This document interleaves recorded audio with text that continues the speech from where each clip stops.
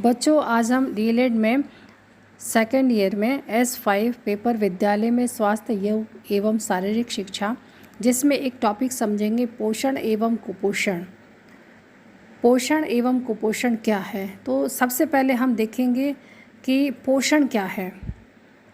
पोषण का अभिप्राय अगर हम समझें तो पोषण का अभिप्राय है कि शरीर के विकास एवं उसकी क्रिया से है कि जो संतुलित भोजन एवं नियमित जीवन के परिणाम स्वरूप उत्पन्न होता है। अगर हम इसे दूसरे शब्दों में देखें तो दूसरे शब्दों में है कि वो पूरी प्रक्रिया को कि जिसके अंतर्गत जो जीव है वो बाह्य वातावरण से भोजन ग्रहण करते हैं, यानी कि भोजन लेते हैं तथा विभिन्न रासायनिक परिवर्तनों द्वारा भोजन से ऊर्जा मुक्त कर अपने शरीर की क्षतिपूर्ति एवं वृद्धि करते हैं। तो जो ये क्षतिपूर्ति एवं वृद्धि करते हैं इसे ही हम पोषण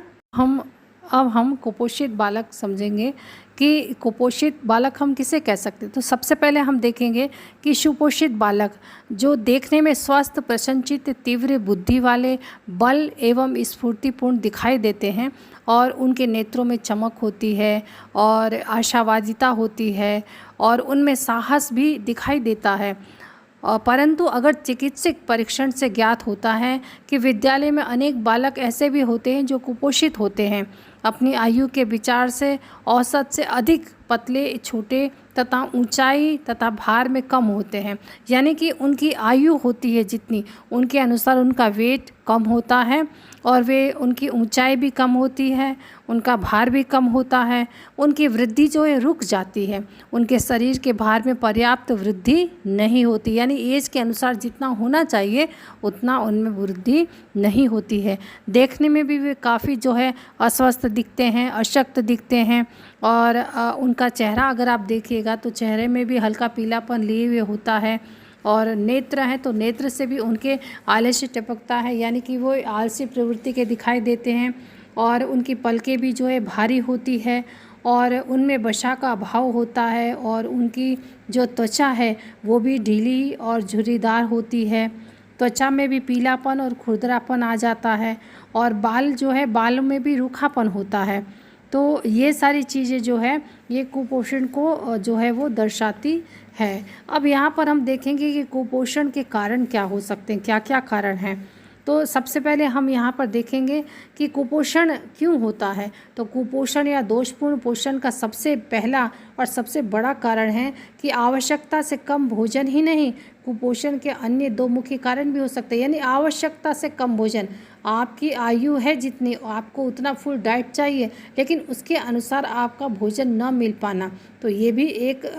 रीज़न हो सकता है।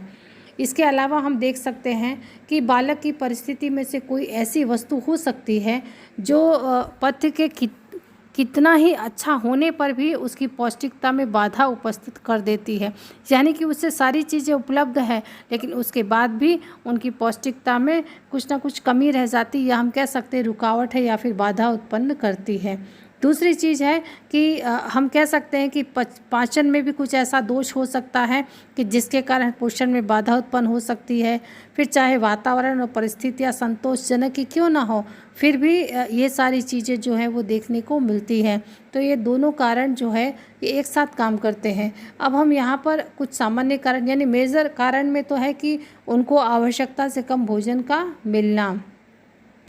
हम अगर सामान्य कारण की बात करें तो सामान्य कारण में अस्वास्थ्यकर वातावरण भी हो सकता है, यानी कि बालक का जो पोषण है वो ताज़ी वायु, नियमितता, सूर्य के प्रकाश और व्यायाम के अभाव से दोषपूर्ण हो सकता है, यानी उसे पूर्ण रूप से सूर्य की रोशनी न मिलता हो, या फिर हम ये कह सकते हैं कि उनमें शुद्ध वायु है उनका अभाव हो सकता है, या हम ये भी कह सकते हैं कि व्यायाम के अभाव के कारण भी हम कह सकते हैं कि ये दोषपूर्ण हो सकता है। बहुत अधिक अगर आप भीड़ भाड़ वाली जगह पर रहते हैं या फिर असंतोष वाली जो वायु प्रवाह वाले विद्यालय के भवन पोषण में भी बाधा हो सकते हैं। तो ये सारी चीज़ें जो हैं ये भी सामान्य कारण में, कुपोषण के सामान्य कारण में हम इसे इंक्लूड कर सकते हैं। दूसरी चीज़ है अत्यधिक कार्य। अगर आप हैवी वर्क करते हैं, आप हर दिन जो भोजन एक दिन के औसत कार्य के लिए पर्याप्त होता है वही भोजन अधिक अधिक कार्य करने की दशा में अनुपयुक्त या अस्वास्थ्यकर वातावरण और परिस्थितियों के दोषपूर्ण हो सकता है। यानी कि हम यहाँ पर ये कह सकते हैं कि जो भोजन आप एक दिन में औसत कार्य के लिए आप भोजन करते हैं और आप उससे दूना कार्य कर देते हैं, या हम ये कह सकते हैं कि आप उसी भोजन में अधिक कार्य कर देते हैं, तो ऐसी दशा में जो है वो अत्यधिक कार्य के कारण भी ये दशा उत्पन्न हो सकती है।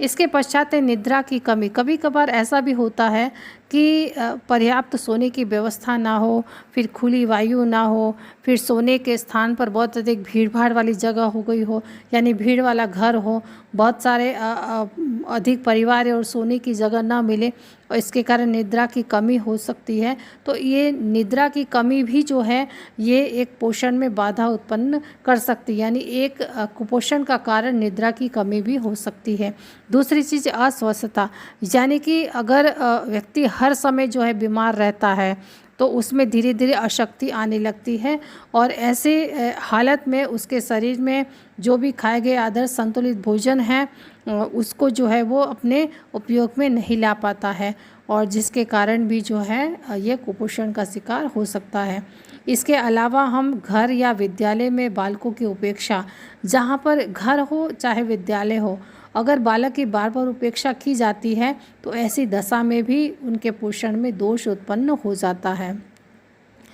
यानी हम ये कह सकते हैं कि धीरे धीरे भोजन में उसमें अरुचि उत्पन्न होने लगती है और वो कहीं ना कहीं जो है वो पोषण में दोष उत्पन्न करता है। इसके पश्चात हम इसे भी इंक्लूड कर सकते हैं कि उचित व्यायाम तथा मनोरंजन का अभाव। अगर जितनी जैसी आवश्यकता है व्यायाम का न करना या फिर एकाएक उबाऊ या थकाऊ रूटीन को अपना लेना, मनोरंजन का अभाव होना, तो ऐसी दशा में भी जो है वो कुपोषण जो है पोषण में दोष उत्पन्न हो सकता है। इसके पश्चात हम एक और कारण को इंक्लूड करेंगे, भोजन संबंधी कारण, यानी कि अपर्याप्त भोजन। ये तो हमने सबसे पहले ही आपको समझा दिया था कि ये मेजर है कि आवश्यकता से कम, अगर वो बच्चा 15 साल का है और 15 साल में जितनी डाइट उसे मिलनी चाहिए उतनी डाइट उसे ना मिले तो ये भी जो है उसके पोषण में दोष उत्पन्न कर सकता है। फिर अनुपयुक्त भोजन,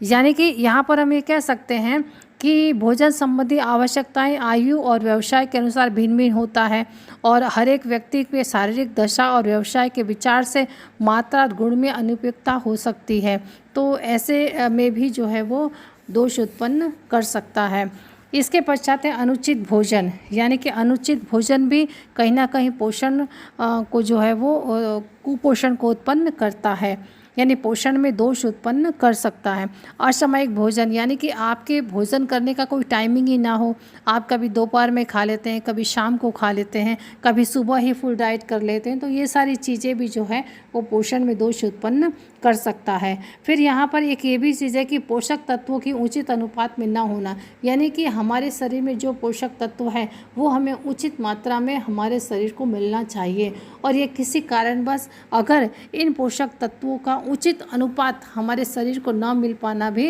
एक पोषण की दशा में हम कह सकते हैं कि ये अवरोध यानी दोष उत्पन्न करता है, यानी कुपोषण का कारण बन सकता है। तो यहाँ पर बच्चों ये सारी चीज़ें जो हैं ये पोषण और कुपोषण से रिलेटेड टॉपिक था। तो कुपोषण क्या है, पोषण क्या है और कुपोषण के कारण क्या क्या हो सकते हैं, हमने इन्हें समझा। अगर आपको कहीं प्रश्न है या कोई क्वेश्चन आपको नहीं समझ में आ रहा है तो आप कमेंट बॉक्स में लिख सकते हैं और हम उसका रिप्लाई तुरंत देंगे।